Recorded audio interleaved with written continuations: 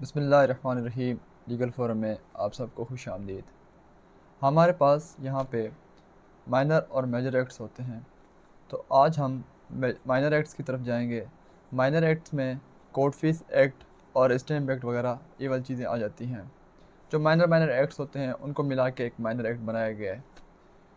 आज हम इस वीडियो में इंशाल्लाह स्टैम्प एक्ट के बारे में डिस्कस करेंगे। स्टैम्प एक्ट कानून है 1899 का।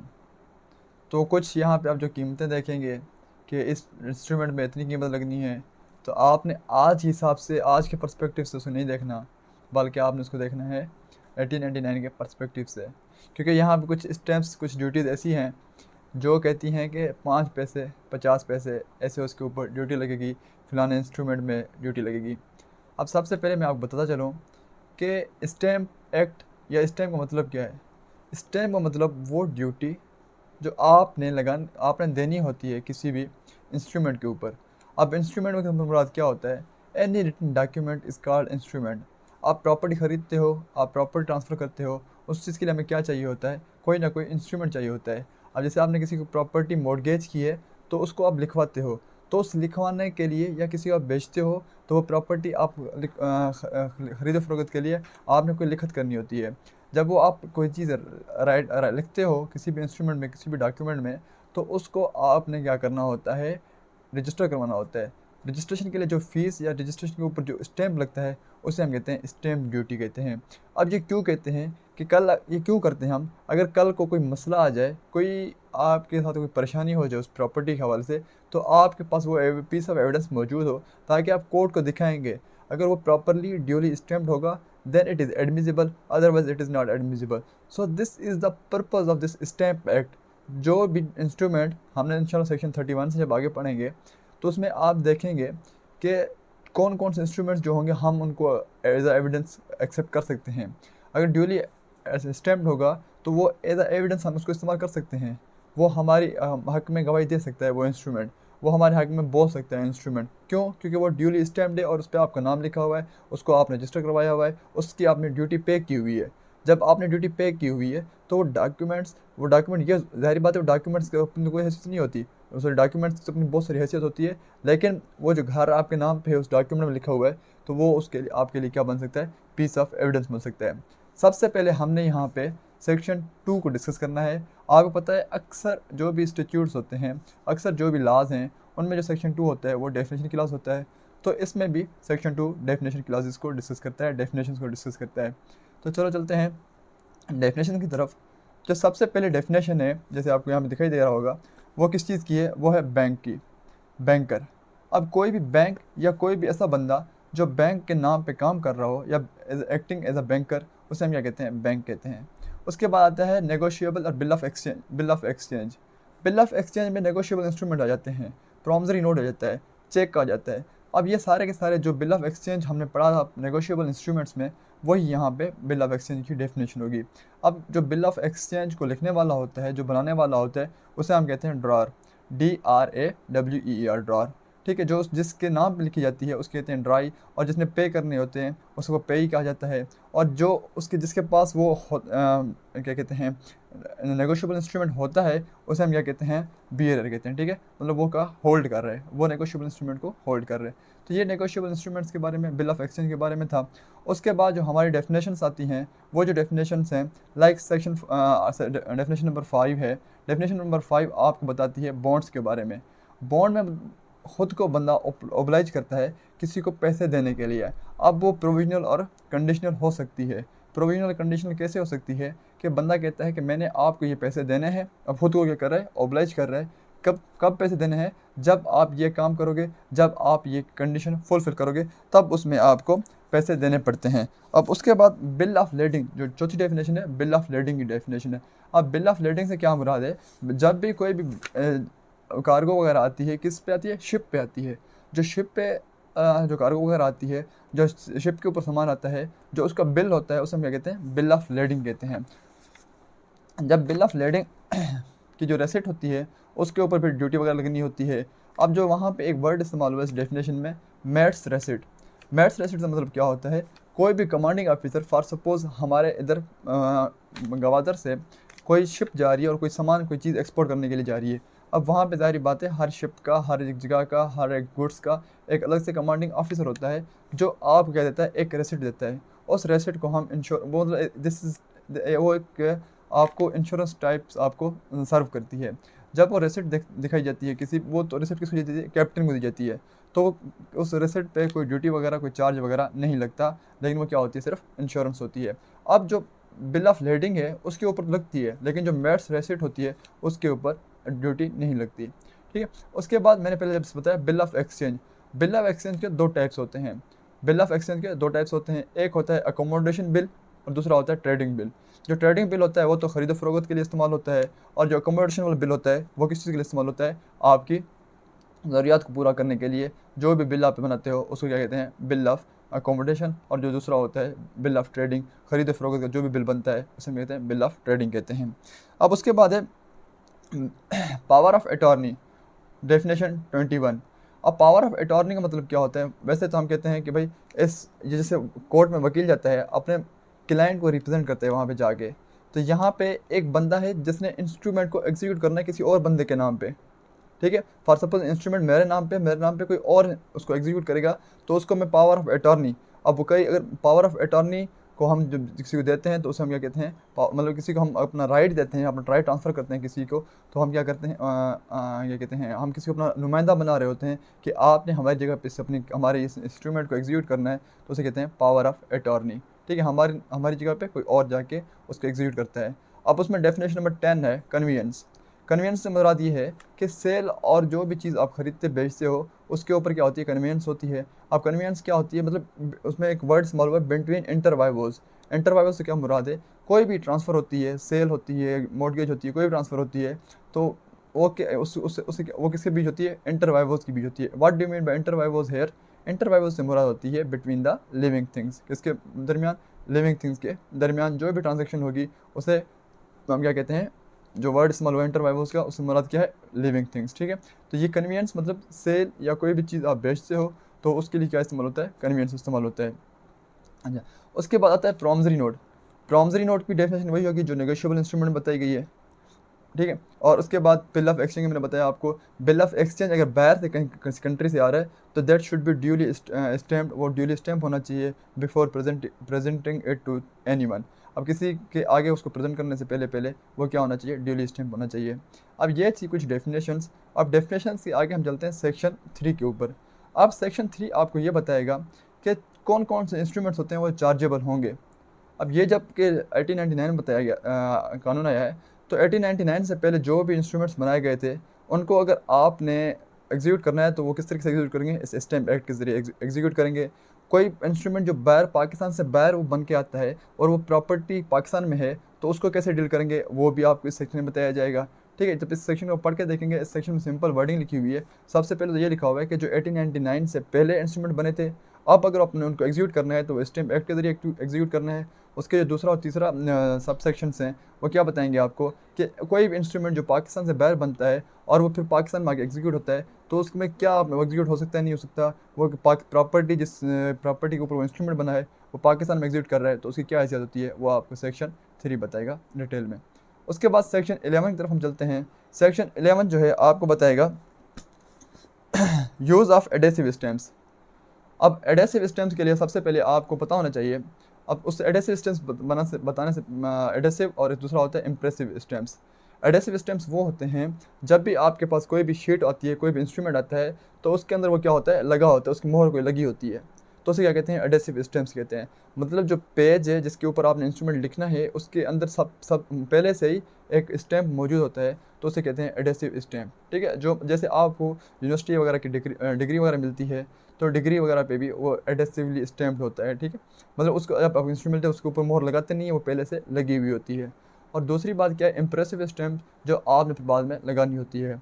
अगर कोई भी ऐसी चीज़, ये फिर दोबारा आप डेफिनेशन की तरफ चले जाएँ, अगर वहाँ पे ड्यूली स्टैम्प की डेफिनेशन देखेंगे तो वहाँ पे लिखा होगा एनी इंस्ट्रूमेंट विच इज़ एडेसिवली और इम्प्रेसिवली स्टैम्प्ड।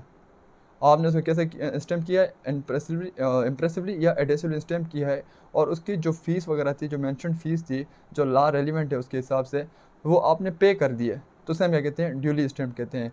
अब ड्यूअली स्टैम्प के लिए आपको क्या चीज़ की ज़रूरत होती है कि आपने उसकी फ़ीस पे करनी है और दूसरा उसके अपने ऊपर स्टैम्प लगवानी है, एडेसिव हो या इम्प्रेसिव हो, ठीक है। अब एडेसिव यहाँ पे जो हमें बताया गया है सेक्शन 11 में, use of the adhesive stamps. अब इंस्ट्रूमेंट्स जिनके ऊपर चार्ज लगेगा और वो 5 पैसा से ज़्यादा नहीं होगा, तो हम उनके लिए क्या इस्तेमाल करेंगे, एडेसिव स्टैम्प इस्तेमाल करेंगे, ठीक है। अब ये वो चीज़ें हैं जिनके लिए हमने एडेसिव स्टैम्प इस्तेमाल करना है। पहले सबसे पहले कौन सी चीज़ है, इंस्ट्रूमेंट्स जिनका चार्ज तो लगना है, लेकिन कितना चार्ज लगना है, 25 पैसा से ज़्यादा चार्ज नहीं लगना, तो उनके ऊपर क्या होगा, एडेसिव स्टैम्प लगेगा। और उसके अलावा जो bill of exchange payable otherwise on demand, अगर बिल ऑफ एक्सचेंज जो भी होगा other than the bill of exchange on payable on demand, कुछ बिल ऑफ एक्सचेंज होते हैं जो डिमांड पे पेबल होते हैं, कुछ जो होते हैं टाइम के मतलब कुछ टाइम के बाद पेबल होते हैं। तो जो डिमांड के ऊपर पेबल होंगे उनको तो नहीं, लेकिन जो उनके अलावा जो दूसरे बिल ऑफ एक्सचेंज होंगे उनके ऊपर भी एडेसिव स्टैम्प्स लगते हैं। और दूसरा क्या है, bill of exchange and promissory notes drawn outside Pakistan will also have the adhesive stamps. अब बिल ऑफ एक्सचेंज या प्रॉमिसरी नोट्स जो पाकिस्तान से बनाए गए हैं, आउटसाइड पाकिस्तान बनाए गए हैं, तो उनके ऊपर भी एडेसिव स्टैम्प लगेगा। और तीसरी बात है, entry for the power of attorney to the high court. अब आपने अगर हाई कोर्ट के लिए वकील को मतलब कोई किसी को मुंतखब करना है कि इसने मेरा केस हाई कोर्ट में प्रेजेंट करना है, तो तब भी आपको एडेसिव स्टैम्प की ज़रूरत होती है। और transfers any endorsement of shares in any incorporate company. अब कोई भी कंपनी अपने शेयर्स को ट्रांसफ़र करती है बाय द एंडोर्समेंट, उसके लिए भी आपको क्या चाहिए होता है, एडेसिव स्टैम्प चाहिए होता है। अब ये सेक्शन 11 क्या करता है, यूज़ ऑफ एडेसिव स्टैम्प्स। अब ये एडेसिव स्टैम्प कैंसिल कैसे होगा या कब होगा, वो आपको सेक्शन 12 बताएगा। सेक्शन 12 बताता है जब वो आपने उसको एग्जीक्यूट कर लिया किसी भी एडेसिव स्टैम्प वाले किसी भी डॉक्यूमेंट को, किसी भी इंस्ट्रूमेंट को, तो वो क्या हो जाता है, एक्सपायर हो जाता है, वो कैंसिल हो जाता है। उसके बाद क्या है, at the time of execution, अगर वो पहले कैंसिल नहीं हुआ तो at the time of execution वो क्या हो जाता है, कैंसिल हो जाता है। अब ये कैंसिल करने का मकसद क्या है, इसका मकसद ये है ताकि उसको दोबारा यूज़ ना किया जाए, ठीक है, उसको दोबारा इस्तेमाल में ना लाया जाए। अब उसके बाद है, अगर कैंसिल नहीं हुआ और वो एग्जीक्यूट भी नहीं हुआ और वो कैंसिल भी नहीं हुआ, उसकी डेट गुजर गई है, वो एक्सपायर हो गया है, तो वो ऐसा अगर उसके ऊपर स्टैम्प लगा हुआ है लेकिन वो एग्जीक्यूट नहीं हुआ और वो कैंसिल भी नहीं हुआ, तो ये समझा जाएगा कि वो अनस्टैम्प्ड है, वो डॉक्यूमेंट क्या है, अनस्टैम्प्ड है, ठीक है। और उसके अलावा जो बंदा है जिसने कैंसिल करना है, तो वो उसको इन राइटिंग में कैंसिल कर सकता है और राइटिंग के ऊपर राइटिंग में लिख के और उसकी डेट वगैरह भी मेंशन कर सकता है। और जो अमाउंट था कि भाई ये इतना अमाउंट था वो एग्जीक्यूट हो गया है, अब इसको हम कैंसिल करते हैं, ये एग्जीक्यूट हो गया इंस्ट्रूमेंट, अब हम इसको इस वजह से कैंसिल कर रहे हैं ताकि ये दोबारा इस्तेमाल ना किया जा सके। अब सेक्शन 13 आपको बताता है हाउ टू राइट इंस्ट्रूमेंट्स जिसके ऊपर इम्प्रेसिव स्टैम्प होता है, उनको कैसे लिखना चाहिए। अब इम्प्रेसिव स्टैम्प को ना आपने ऐसा लिखना है, जो face of the impressive stamp हो, वो मतलब वो किस जो इम्प्रेसिव स्टैम्प हो उसका फेस कहाँ पे हो, सामने इंस्ट्रूमेंट पे हो, ठीक है, ताकि वो जब आप उसको एक ही मरतबा यूज़ कर सको, उसको दोबारा बार बार इसको इस्तेमाल ना किया जा सके, ठीक है। सेक्शन 13 आपको बताएगा कि आपने इम्प्रेसिव स्टैम्प के ऊपर राइटिंग कैसे करनी है, आपने उसको लिखना कैसे। अब ये तो था किसके बारे में कि आपने जो एडेसिव स्टैम्प वो तो लगा होता है, आपने उसके ऊपर कुछ नहीं लिखना, लेकिन जो इम्प्रेसिव स्टैम्प है वो आपने कहाँ पे लगाना है। ऐसा ना हो कि आप बैक साइड पे लगा दें, ऐसा ना हो कि बिल्कुल साइड पे लगा दें, ऐसा ना हो कि आप कहीं ऐसी जगह पे लगा दें जिसके बाद में आप उसको वहाँ से टियर करके दोबारा किसी और जगह पे इस्तेमाल कर सकते हैं। तो ऐसा नहीं करना, आपने उसको बिल्कुल फेस पे लगाना है, ठीक है, जो इंस्ट्रूमेंट का फेस होगा उसके ऊपर आपने इम्प्रेसिव स्टैम्प लगाना है ताकि वो दोबारा इस्तेमाल ना किया जा सके। अब उसके बाद हमने यहाँ पे सेक्शंस जो हैं जो प्रैक्टिकली ज़्यादा इस्तेमाल होते हैं या जो आजकल इसमें प्रिवेलिंग सेक्शंस हैं जिनका ज़्यादा यूज़ होता है, जो ज़्यादा इंपॉर्टेंट सेक्शंस हैं, हमने वही डिस्कस करने हैं। अब हम चलते हैं सेक्शन 25 की तरफ। वो क्या कहता है, वैल्यूएशन ऑफ एन्युटी, ठीक है, valuation in case of annuity. अब यहाँ पर एन्युटी से मतलब क्या है कि अगर टाइम फिक्स है कि आपने ये इंस्ट्रूमेंट इतने दिनों के अंदर एग्जीक्यूट करना है, और दूसरा ये या इतने दिनों के अंदर आपने उसको क्या कराना है, स्टैम्प क्या करना है, ड्यूली स्टैम्प कराना है। या दूसरा क्या होता है कि आपने इतने दिनों के अंदर या आपने इसको पूरी लाइफ आपकी जब या आपने कभी भी अपनी लाइफ में इसको क्या कर सकते हो, एग्जीक्यूट कर सकते हो। पहली शर्त क्या है कि टाइम फिक्स है, दूसरी शर्त क्या है कि टाइम फिक्स नहीं है, लेकिन टाइम फिक्स नहीं है तो वो आपकी ऐसा नहीं कहेंगे जब आप आपके मरते वक्त आपके ज़िंदा रहने तक नहीं कहेंगे इसे, ठीक है। कि वो दूसरा चीज़ कैसे कहेंगे कि जब तक मतलब आप अपनी ज़िंदगी में इसको कभी भी कर सकते हैं, ठीक है, एग्जीक्यूट इसको कभी भी कर सकते हैं। तीसरा क्या कहते हैं, वो आपकी लाइफ के साथ आपके डेथ के जब तक आप जिंदा हैं तब तक आपके पास टाइम है इसको एग्जीक्यूट करने का। पहला क्या था, इतना टाइम है, फिक्स टाइम हो गया।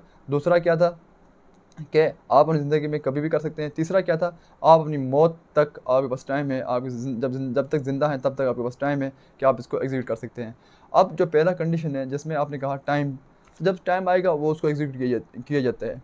और जिसमें आपने कहा कि आपने ज़िंदगी में करना है, जब उसका फ़र्स्ट पेमेंट ड्यू बन जाती है, जब उसकी फ़र्स्ट पेमेंट ड्यू बनती है, उससे आपने फिर 20 साल का टाइम कैलकुलेट करना है, ठीक है। फॉर सपोज़ अगर 1995 में कोई ऐसा आपने इंस्ट्रूमेंट अब लिखा था जिसकी आपकी क्या कहते हैं 1997 में फ़र्स्ट पेमेंट ड्यू हो गई थी, तो उसके बाद आपने उसको एग्जीक्यूट उसकी पेमेंट कितने दिनों के अंदर करनी है, 20 साल के अंदर अंदर करनी है, ठीक है। और कितने साल के अंदर करनी है, 20 साल के अंदर।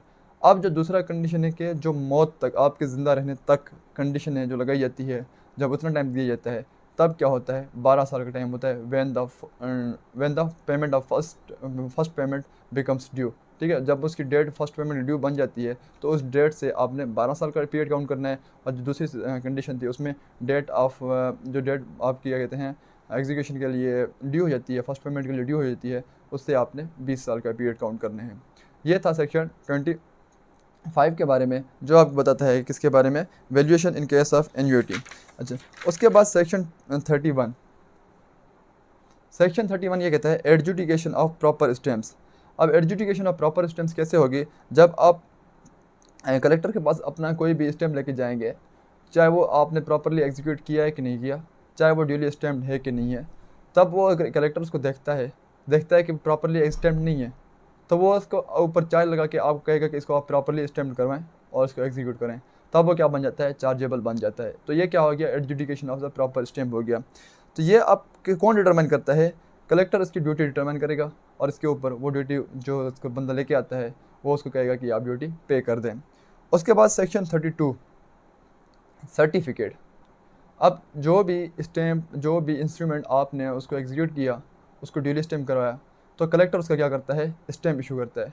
अब कलेक्टर जब sorry not stamp but certificate issue करता है कि ये ड्यूली स्टैम्प्ड है, ठीक। जब वो सर्टिफिकेट इशू करता है तो सर्टिफिकेट को आप नॉट इंस्ट्रूमेंट उसको आप एज एविडेंस के लिए भी इस्तेमाल कर सकते हैं। अगर कोई भी ऐसा कलेक्टर के पास ये अख्तियार नहीं है, आप इसके जब प्रोवाइडेड में जाएंगे देखेंगे उसमें एक्सेप्शन लिखी हुई हैं कि कलेक्टर के पास अगर कोई भी एक्सपायर्ड इंस्ट्रूमेंट आ जाता है तो वो उसको सर्टिफाई नहीं करेगा। अब सर्टिफाई कब करेगा, जब वो ड्यूली स्टैम्प हो गया और जब वो उसकी जो फीस वगैरह है वो पे हो गई है, या जब भी क्या कहते हैं वो उसकी जो भी रिक्वायरमेंट्स हैं वो पूरी हो गई हैं तब। अच्छा, जब वो देखता है कलेक्टर कि ये जो इंस्ट्रूमेंट मेरे पास है ये चार्जेबल नहीं है, तब भी उसको क्या करता है, वो सर्टिफाई कर सकता है। अब सर्टिफाइड कॉपी होती है उसको एज अ एविडेंस आप पेश कर सकते हैं। अब सेक्शन 33 कहता है examination and impounding of instruments. अब फॉर सपोज कोई भी पार्टी है किसी भी केस में, किसी भी लॉ के हवाले से किसी भी बंदे को वो अगर इंस्ट्रूमेंट चाहिए होता है तो वो उसकी एग्जामिनेशन कर सकता है, ठीक है। तो ये इसमें लॉ वकील हो गया, वो पार्टीज़ हो गई, तो वो कोई भी उसकी क्या कर सकता है, उसकी एग्जामिनेशन वगैरह कर सकते हैं। अब जो सेक्शन 35 कहता है not duly stamped instruments are not admissible evidence. जैसे मैंने पहले आपको बताया कि जो ड्यूली स्टैम्प्ड जो भी इंस्ट्रूमेंट्स होंगे वो एडमिसिबल होंगे, और उनके अलावा जो भी इंस्ट्रूमेंट्स होंगे वो एडमिसिबल नहीं होंगे, जो ड्यूली स्टैम्प्ड नहीं होंगे वो एडमिसिबल नहीं होंगे। Once admitted then will not be question. Section 36 कहता है अगर कोई भी आपने इंस्ट्रूमेंट को एक्सेप्ट कर लिया एज एविडेंस, देन उसके ऊपर आप सवालात नहीं उठा सकते, फिर आप दोबारा पार्टीज़ को दोबारा किसी प्रोसीडिंग्स के ऊपर उसके ऊपर क्वेश्चंस वगैरह नहीं उठा सकते। This is all about the section minor acts के जो इंपॉर्टेंट सेक्शन थे सेक्शन 36 तक, वो हमने डिस्कस किए। हमने यहाँ पर जो execution of the proper stamps थी या उनको हम एज एविडेंस कहाँ कब पेश कर सकते हैं उसको हमने डिस्कस किया। सबसे पहले हमने डेफिनेशन क्लास को डिस्कस किया। डेफिनेशन क्लास डिस्कस करने के बाद हमने ये पढ़ा कि कौन कौन से इंस्ट्रूमेंट्स हैं जो चार्जेबल अंडर दिस एक्ट हैं, और उसके अलावा एडेसिव स्टैम्प्स और इम्प्रेसिव स्टैम्प्स के कैसे लिखा जाता है, और अगर जहाँ पे टाइम फिक्स नहीं है तो वहाँ पे आपने स्टैम्प ड्यूटी कैसे लगानी है और उसका टाइम कैसे कैलकुलेट करना है, और इसकी एडजुडिकेशन कौन कर सकता है और कैसे कर सकता है, और उसको आप एज ए विटनेस इस्तेमाल कर सकते हैं कि नहीं कर सकते किसी भी इंस्ट्रूमेंट्स को, उसके लिए क्या आपको रिक्वायरमेंट्स हैं, उसकी क्या कंडीशंस हैं, वो आपने इस लेक्चर में पढ़ी, इस वीडियो में आपने पढ़ी। इंशाल्लाह नेक्स्ट वीडियो में मिलते हैं किसी और टॉपिक के साथ। अल्लाह हाफ़िज़।